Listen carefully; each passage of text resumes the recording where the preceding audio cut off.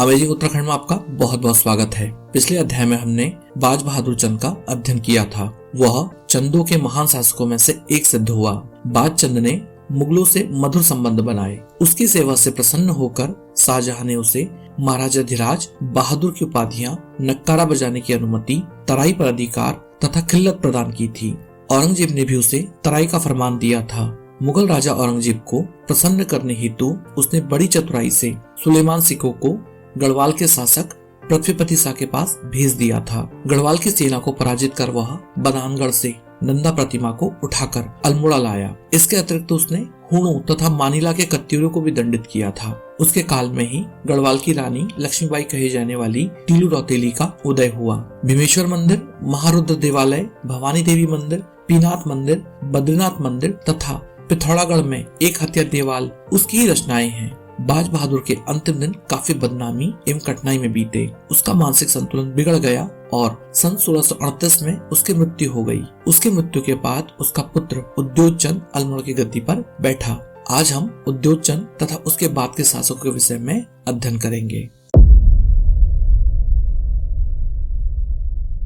दोस्तों, उद्योगचंद के पिता के समय गढ़वाल से दीर्घकाल तक युद्ध चलता रहा, जिस कारण दोनों वंशों के मध्य शत्रुता बहुत बढ़ गई थी। अतः गद्दी पर बैठते ही उद्योगचंद ने सबसे पहले सन 1678 में बदानगढ़ पर आक्रमण किया, किंतु इस युद्ध में उसका योग्य सेनापति मैसी साहू मारा गया। इसके पश्चात सन 1679 को उसने पुनः गढ़वाल पर आक्रमण किया। यह आक्रमण सफल रहा और उसने इस अभियान में पवारों की राजधानी चाँदपुरगढ़ को खूब लूटा। इसके पश्चात गढ़वाल तथा डोटी राज्य ने एक संधि कर एक साथ मिलकर चंद राज्य पर आक्रमण करने का निर्णय किया। गढ़वाल राज्य ने दूनागिरी व द्वाराहाट पर और डोटी राज्य ने चंपावत पर अधिकार कर लिया था। निरंतर 2 वर्षों के संघर्ष के पश्चात राजा उद्योगचंद ने दोनों शत्रुओं को पराजित किया और अपने खोए हुए क्षेत्रों को वापस प्राप्त करने में सफलता भी प्राप्त की। उसने पश्चिमी सीमा की सुरक्षा हेतु द्वाराहाट एवं दूनागिरी में तथा पूर्वी सीमा की सुरक्षा हेतु चंपावत एवं ब्रह्मदेव मंडी में स्थायी सैन्य छावनियां स्थापित की और उनमें प्रशिक्षित सेनाएं स्थापित की। राजा उद्योगचंद ने सन 1688 में डोटियों के गढ़ खैरीगढ़ पर भी अधिकार कर लिया था। सन 1688 में दोनों राज्यों के मध्य खैरीगढ़ी की संधि हुई, जिसके अनुसार डोटी ने चंदों को कर देना स्वीकार किया। इन सफलताओं के अवसर पर सन 1689 में ईश्वर को धन्यवाद देते हुए अल्मोड़ा में बड़े धूमधाम से उत्सव मनाया गया। तल्ला महल का निर्माण आरंभ किया गया और 4 मंदिरों की स्थापना की गई थी। यह 4 मंदिर थे: विष्णु मंदिर, पार्वतेश्वर मंदिर, उद्योगचंदेश्वर मंदिर तथा त्रिपुरा देवी मंदिर। तल्ला महल के तथा पार्वतेश्वर मंदिर के निर्माण के समय एक विशेष घटना घटी, जिसका वर्णन हम आगे करेंगे। इसके बाद सन 1696 में खैरीगढ़ी की संधि का उल्लंघन करते हुए डोटी राज्य ने कर देने से मना कर दिया था। इसलिए उद्योगचंद ने डोटी के विरुद्ध एक सेना भेजी।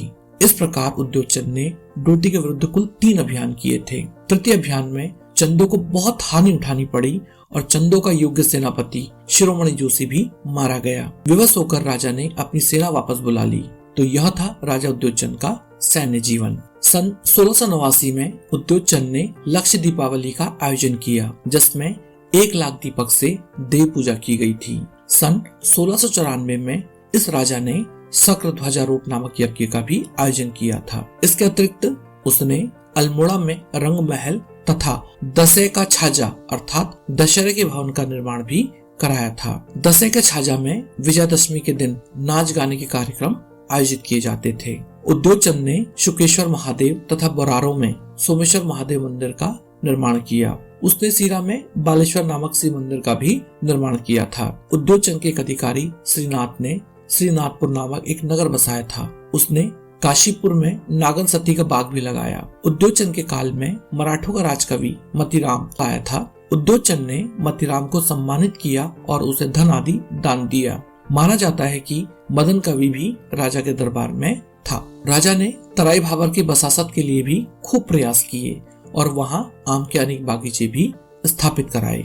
दोस्तों चलिए अब बात करते हैं तल्ला महल एवं पार्वतीश्वर मंदिर के निर्माण के बारे में, प्रचलित कहानी के बारे में। तल्ला महल के निर्माण के समय एक विशेष घटना घटी। जिस स्थान पर यह महल निर्मित होना था, उस स्थान पर एक कर्नाटक ब्राह्मण के विधवा की एक छोटी कुटिया एवं फुलवारी थी। इस कुटिया को तोड़े बिना यदि महल बनाया जाता तो वह टेढ़ा हो जाता।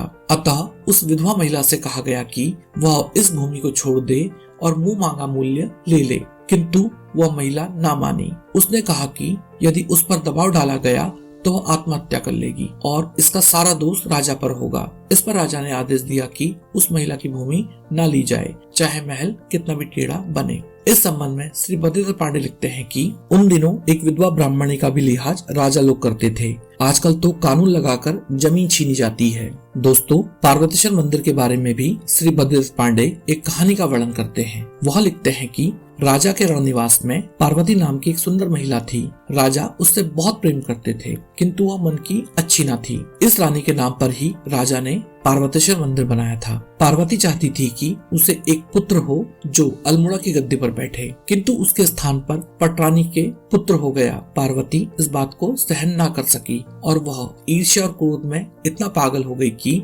उसने अपने पुत्र की प्राप्ति तथा अन्य रानियों के बच्चों को मारने के लिए बुकसाड़ से भरण यानी भूत प्रेत को जानने वाला ओझा बुलाया। भरण ने परिवार के ऊपर भूत डाला, जिससे पटरानी के पुत्र कुंवर हरिहरचंद या हरिचंद की मृत्यु हो गई, किंतु साथ ही भरण की भी मृत्यु हो गई। कुंवर तथा भरण दोनों ही भूत बन गए और उन्होंने रात में भटकना आरंभ कर दिया। इस कारण कई लोग डर से मर गए। जब राजा को यह बात ज्ञात हुई तो उसने एक मंदिर बनाकर उसमें कुंवर तथा भरण के भूतों को वहां स्थापित किया। इस मंदिर को शय भैरव या सा भैरव मंदिर कहा जाता है। अन्य रानियों से ईर्ष्या के कारण एक बार रानी पार्वती ने महल के मूल्यवान पत्थरों को दल डाला तथा सोने चांदी के बर्तन तोड़ डाले। वह यहाँ भी न ठहरी। जब राजा बीमार था तो उसने गढ़वाल संदेश भेजकर अल्मोड़ा पर आक्रमण का न्योता दिया। कुमाऊं की सेना ने बड़ी कठिनाई से गढ़वाल की सेना को पीछे खदेड़ा। दोस्तों उद्योचन के काल के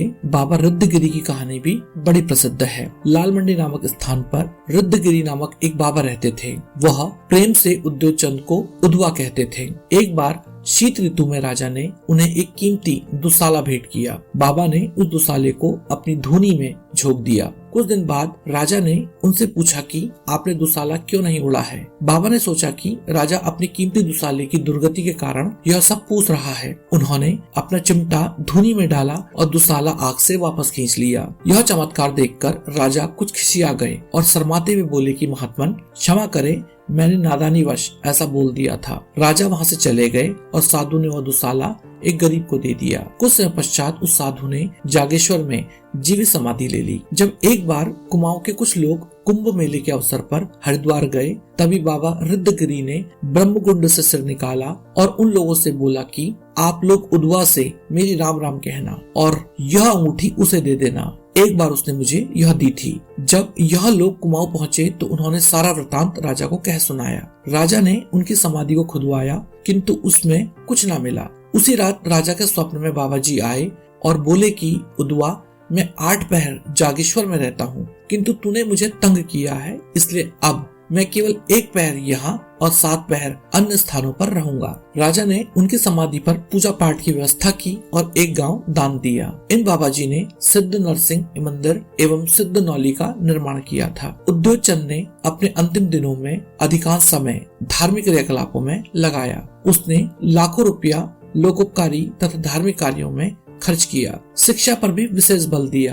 दरबार में संपूर्ण देश के प्रकार पंडितों को स्थान तथा सम्मान दिया। उसने अनेक भवनों का निर्माण कर उन्हें निर्धन लोगों को दिया, जिसे गृहदान कहा जाता है। इस कारण उसकी कीर्ति चारों ओर फैल गई। यही कारण है कि इन धार्मिक तथा लोकोपकारी कार्यों के कारण पंडित रुद्रदत्त पंत ने उद्योचन को तपस्वी कहा है। सन 1698 में उद्योचन की मृत्यु हो गई और उसकी मृत्यु के पश्चात उसका पुत्र ज्ञानचंद अल्मोड़ा की गद्दी पर बैठा।